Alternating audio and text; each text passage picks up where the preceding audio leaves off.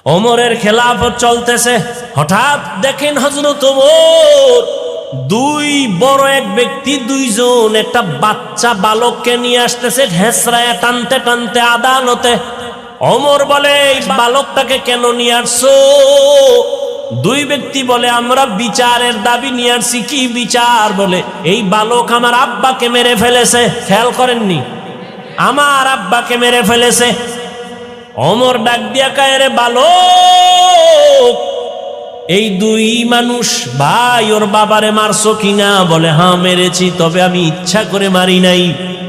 আমি রাখাল, আমার পালিত উটের উপরে এসে একটা পাথর নিক্ষেপ করেছিল, যে কোনো কারণে আমার উট মরে মরে যাবে অবস্থা, আমি রাগ করে পাথরটা উল্টা আবার মারছি, তার মাথায় গিয়া লাগছে, সে মারা গেছে।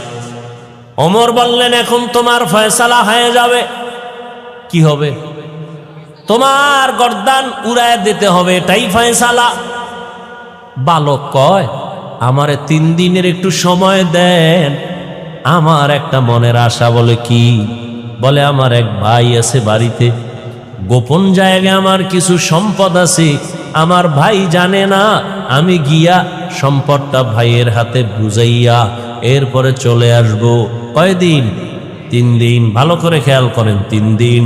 ওমর বলে, তুমি যে বাড়ি গিয়ে আবার ফেরত আসবা, তার গ্যারান্টি কি? একজনারে যদি জিম্মাদারি বানায় দেও, তোমারে সাইরা দেব। যদি তুমি সময় মতো না আসো, তোমার জিম্মাদার যে হবে তার কল্লা ফালাবো, এটাই হবে বিচার।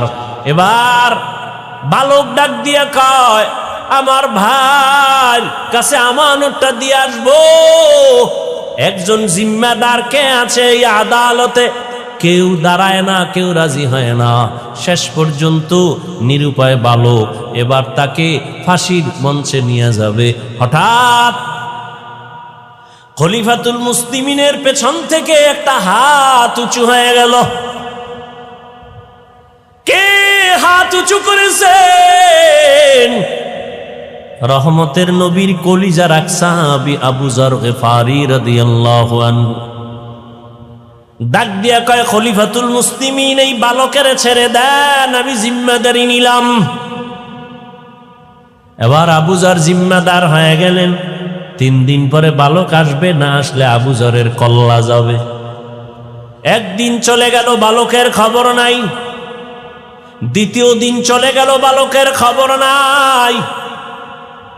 তৃতীয় দিন চলে যাবে ভাব, বিকাল বেলা সূর্য গড়াইয়া